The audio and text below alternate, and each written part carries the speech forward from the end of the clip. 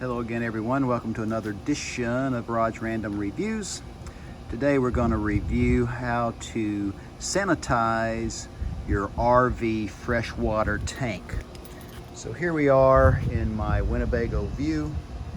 A lot of you out there are loving your Wineebago view, as we do as well. And you want to sanitize the water tank, you know, depending on where you live and whatever, you know, maybe once a year, maybe twice a year and that sort of thing. So the Wineebago view that I have has about 31 gallons of water. So the ratio, I believe, is about 1/4 cup of Clorox to 15 gallons. So I'm gonna put about a half a cup of Clorox in a 1-gallon container here.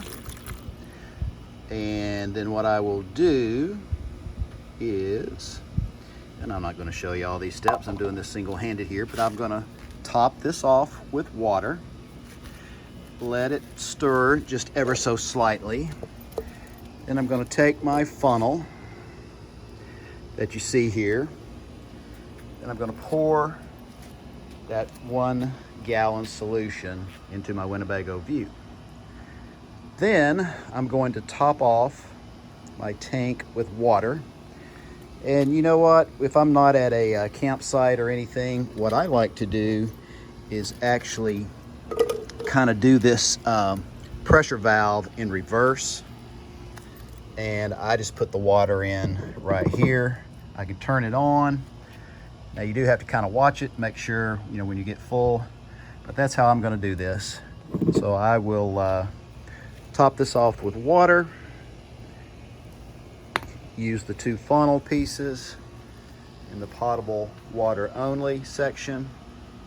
Then I will top it off with water, get it up to 31 gallons, then let it set overnight. Actually, I'm going to I may drive it around the block a little bit, slosh it around a little bit. Then I'm going to open all the faucets up, and I'll show you a little bit about that in a minute. Actually, I didn't show you that this funnel extender actually screws into that. So I have topped my 1-gallon pitcher up with water. You can see that's empty.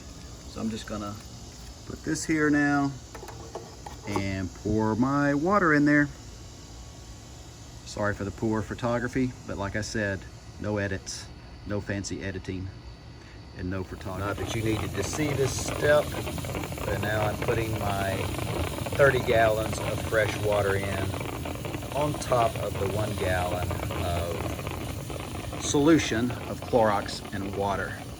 That's dripping a little bit because I didn't tighten the hose, since it's, you know, just right here at home, and this is not tied in for the night. I didn't tighten that nozzle up very good. That's okay. I'm filling it up now.